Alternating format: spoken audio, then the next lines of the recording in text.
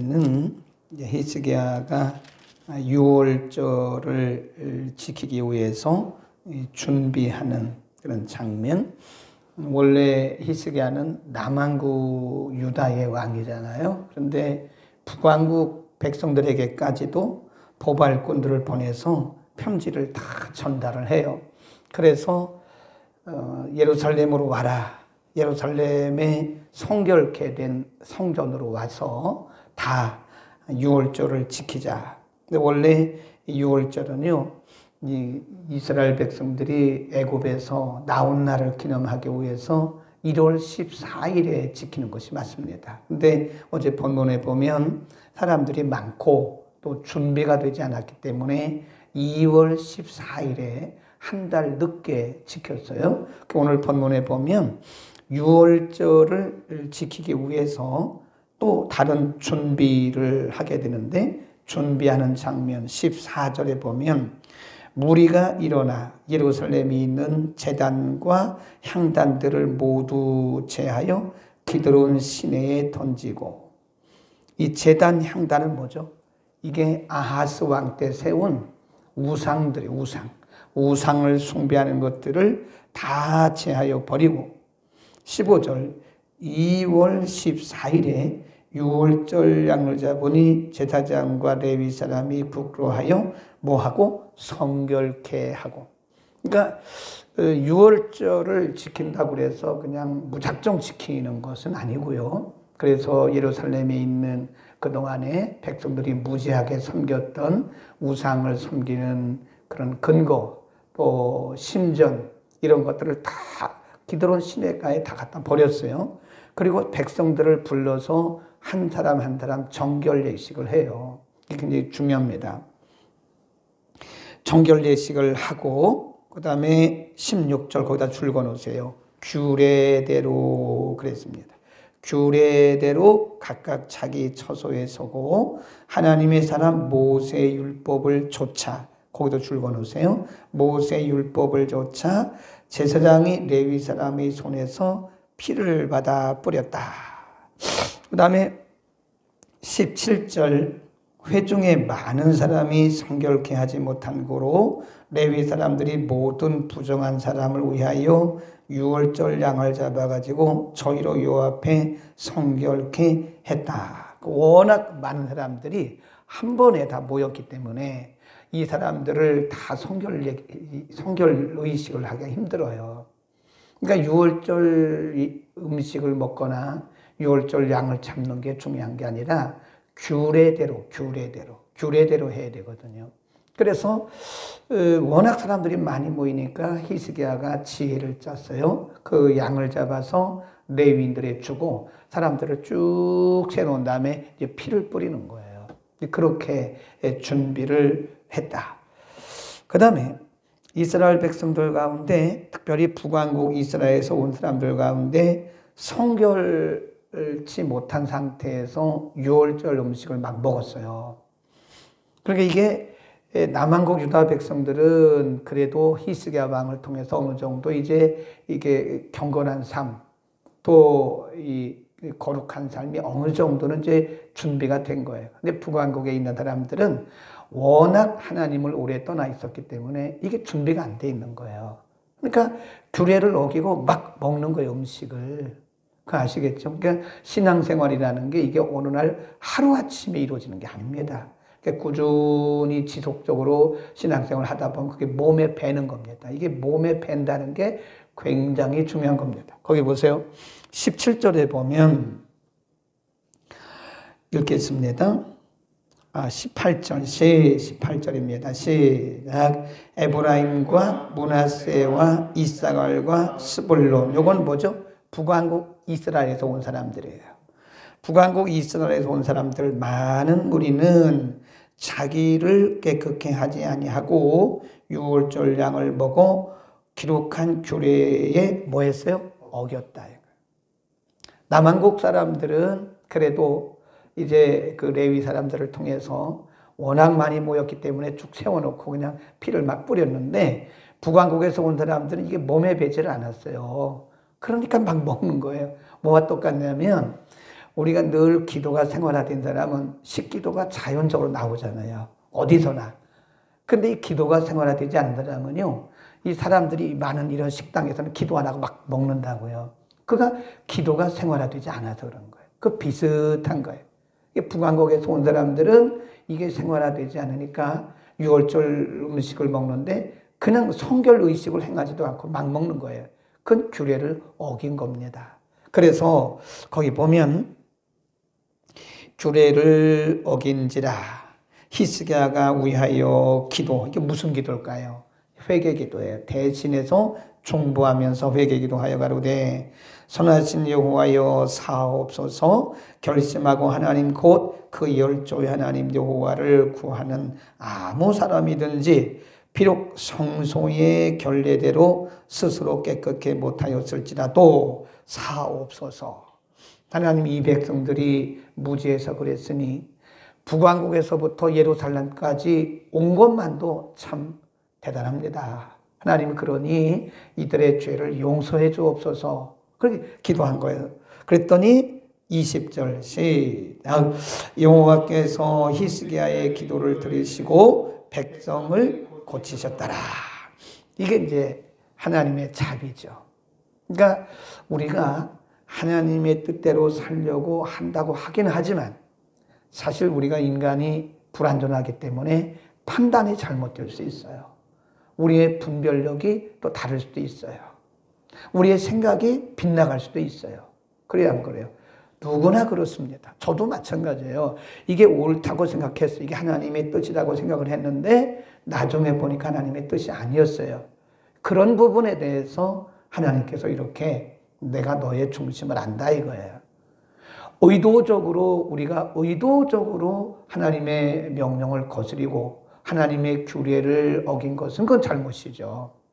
그러나 우리가 하나님의 뜻대로 살려고 열심히 하다 보니까 우리가 분별력이 없어서 때로는 생각이 짧아서 규례를 어기는 경우도 있단 말이에요. 그런 경우는 하나님께서 용서해 주신다. 그런 부분 하나님의 자비를 우리에게 말씀해 주는 것입니다.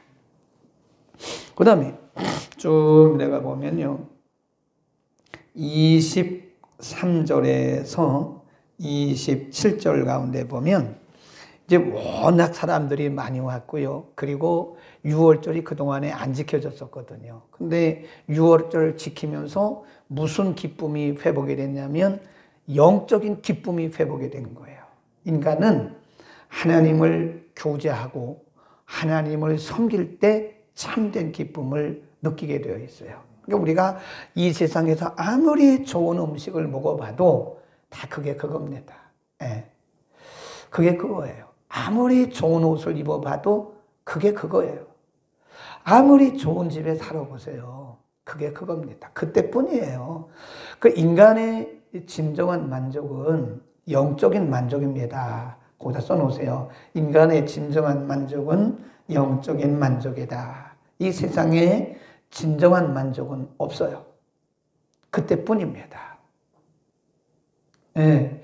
우리가 뭐 처녀 총각들이 결혼을 하면 뭐 파라다이스가 이루어질 것 같잖아요. 결혼해보라고. 몇 달 가면 뭐 그게 그거예요. 1년 지나면 그때 어느 사람이 그러는데 누가 젊은 우리 부사역자 그러더라고요. 근데 결혼해서 신혼 초기 한 3년까지는 그냥 뭐 살만 닿아도 아주 그냥 찌릿찌릿했다잖아요. 그런데 한 4년 지나니까 아니라니까요. 이 세상에는 어디도 파라다이스가 없어요. 어디도 낙원이 없습니다. 이 세상에 진정한 기쁨은 없어요. 일시적인 것뿐이에요. 우리가 아무리 맛있는 음식을 먹은들 그때 우리의 미각을 자극한 것뿐이지 그게 무슨 특별한 게 어디 있어요. 우리가 몇 천만 원짜리 옷을 입는다고 해서 그게 우리에게 진정한 기쁨이 되겠어요? 응? 진정한 기쁨은 하나님을 예배할 때, 하나님을 섬길 때, 하나님과의 교제를 통해서 온다는 사실을 믿기를 축원합니다. 거기 보세요. 거기 보면 큰 기쁨이 있었다 그래요. 거기 쭉 가보면 다시 23절에 온 회가 다시 7일을 지키기로 결의하고 이에 또 7일을 어떻게 지켰어요? 즐거이. 그동안에 6월절을 못 지켰거든요. 근데 원래 6월절은 일주일만 하는 거예요. 6월절 의식은. 근데 이제 기쁨이 회복이 되는 거예요. 이스라엘 백성들, 남한국 유다 백성들이 6월절 지키면서 하나님이 위에서부터 기쁨의 영을 부어주시니까 이 사람들이 일주일 더 하자고. 원래는 규례는 일주일 더 하는 게 아닙니다. 한 주일이면 끝나는 거예요. 근데 일주일을 연장을 했어요. 거기 보세요. 즐거이 지켰더라. 24절 시작. 유다왕 히스기야가 수송아지 1천과 양 7천을 회종에게 주었고 방백들은 수송아지 1천과 양 1만을 회종에게 주었으며 성결케 한 제사장도 많았는지라. 그 다음에 거기 25절을 읽고 그냥 넘어갑니다. 시간이 없으니까 26절 시작. 예루살렘에 큰 희락이 있었으니 이스라엘 왕 다윗의 아들 솔로몬 때로부터 이러한 희락이 예루살렘에 없었더라. 그래요. 23절 중반쯤 보면 7일을 지키기로 결의하고 이에 또 7일을 즐거이 지켰더니 26절에 그 성에 큰 기쁨이 있었다. 이게 하늘로부터 오는 기쁨입니다. 아멘. 그래서 이 땅에서 진정한 기쁨, 진정한 행복이라고 하는 것은 이 세상에 어디에도 없어요. 큰 아파트 산다고 그게 행복하겠습니까? 오늘날 우리 이 아파트 사람들은 이 아파트 10억 넘는 아파트에 사는 사람들은 행복할까? 이런 생각을 했다고 저한테 얘기하더라고요. 그럼 뭘 행복하겠어요? 물론 행복할 수도 있겠죠. 가장된 행복을 느끼면서 할 수도 있겠죠. 가장된 행복.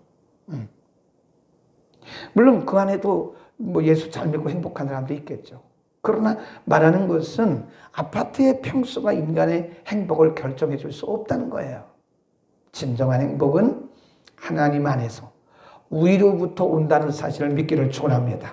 하나님이 위로부터 뭐가 회복되니까? 신앙이, 예배가 회복되니까, 6월절이 다시 회복되니까 예배가 회복된 거 아니에요?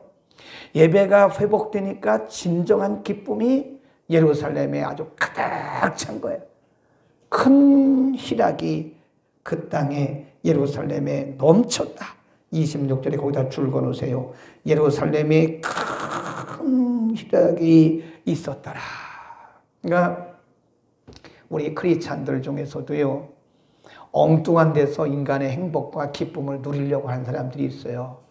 우리는 아파트값 오른 게 기쁨이 될 수가 없습니다. 그게 뭐 올라봤자지 그 오른 것 갖고 어디 가서 뭘 사요.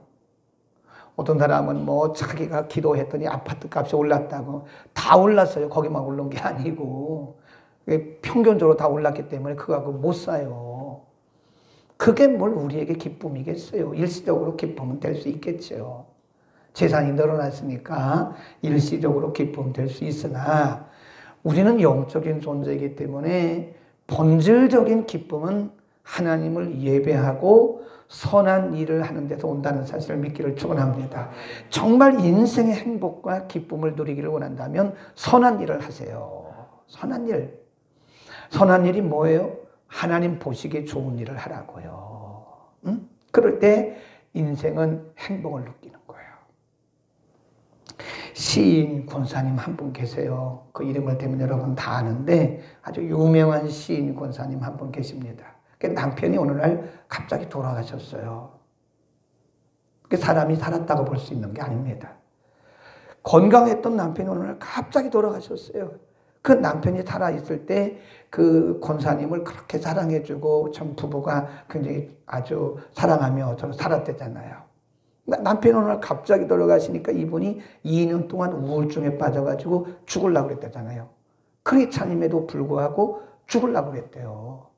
그러니까 우리가 나이가 들어가면요, 홀로 서기 연습을 좀 해야 됩니다. 부부가 서로 이렇게 좋은 것도 좋지만, 인간관계가 좋은 것도 좋지만, 언젠가는 부부가 헤어져야 되거든요. 그때를 대비해서 홀로 서는 연습을 해야 돼요. 네, 홀로 서는 연습을. 어느 날 갑자기 분이 돌아가시면 어떻게 하려고 그래? 오늘 갑자기 남편이 돌아가시면 어떻게 하려고 그래? 누군가는 먼저 갈 거 아니에요. 그러니까 우리 믿는 사람들은요, 주님 나라 바라보면서 잠깐 사는 나그네 생활이지만 언젠가는 부부도 서로 이렇게 헤어질 수 있다는 것을 전제하고 홀로 서는 연습을 해야 돼요. 기분 나빠요?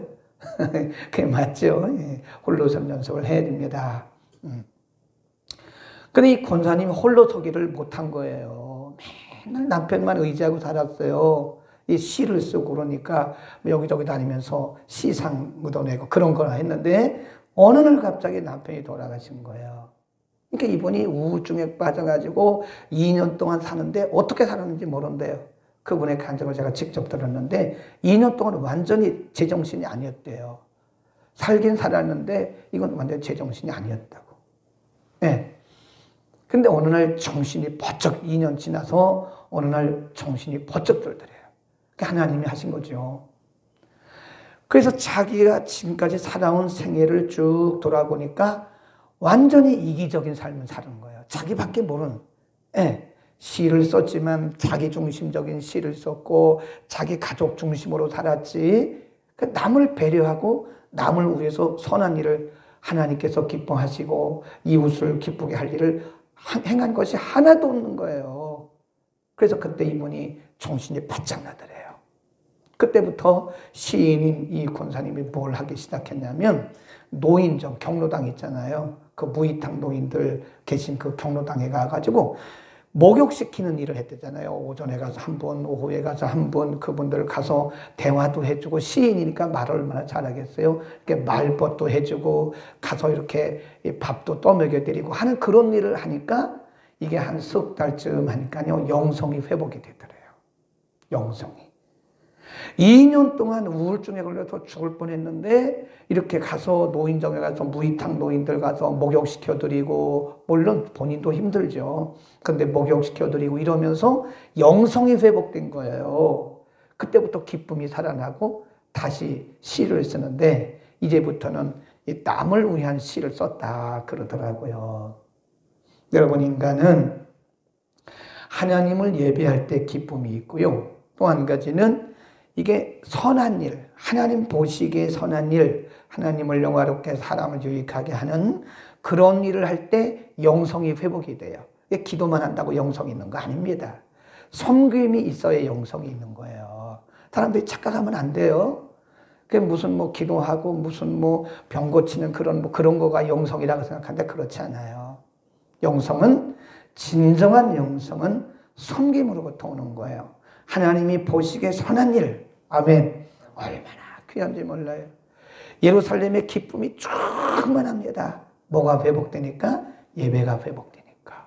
진정한 예배는 하나님을 기쁘시게 할 뿐만 아니라 우리에게도 기쁨이 넘쳐요. 그러니까 여러분 우리가 예배를 드릴 때 참 기쁨이 넘치지 않으면 예배 잘못 드린 거예요. 진정한 예배를 드리면 정말 신령한 예배를 드리면 우리 속에요 하늘로부터 기쁨이 넘칩니다. 회복이 일어나는 거예요. 예배를 통해서 회복과 치유와 이런 기쁨의 영이 풍성하게 임하는 줄로 믿기를 축원합니다. 조금 더 해도 되죠? 굉장히 중요한 거 하나 지금 시간이 없는데 지금 조금만 한 2, 3분만 더 하겠습니다. 이 부분은 정말 우리가 중요한 부분이에요. 22절 히스기야는 크게 읽습니다. 시작. 히스기야는 여호와를 섬기는 일에 통달한 모든 레위 사람에게 뭐하였더라? 위로하였더라. 이게 얼마나 멋진 리더인지 몰라요. 정말 진정한 리더는요, 자기를 돕는 자들을 위로하는 자예요.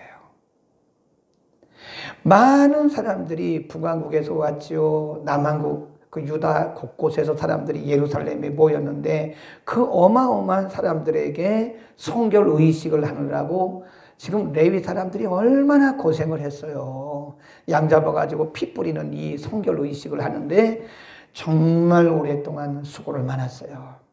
그러니까 히스기야가 이렇게 보더니 그 레위인들을 수고하는 애쓰는 그 레위인들을 보고 모셔다가 위로하고 격려했어요. 이게 진정한 리더입니다. 진정한 리더는 이렇게 자기를 돕는 자들을 위로해주고 격려해주는 거예요. 아멘. 더 기도하라고 격려해주고, 누군가가 열심히 섬기면 더 열심히 잘하라고 격려해주고, 이게 천국이에요. 이게 하나님이 원하시는 공동체입니다. 아멘. 그래서 우리가 그렇게 해서 격려해주고 용기를 주고 해서 하나님 나라가 확장되게 해야지, 열심히 하는 사람들 길 막으면 안 돼요. 열심히 하는 사람들 괜히 우리가 못 부린다고 그래요? 못 친다고 그러잖아요. 초치면 안 된다니까. 열심히 하는 사람한테 그게 뭐냐고 이러면 안 돼요. 열심히 격려해줘요. 딱 성경에 그런 부분이 한 부분이 있습니다. 그것만 찾고 마치겠습니다. 금요일이니까 조금 더 길게 했습니다. 히브리서 10장으로 갑니다.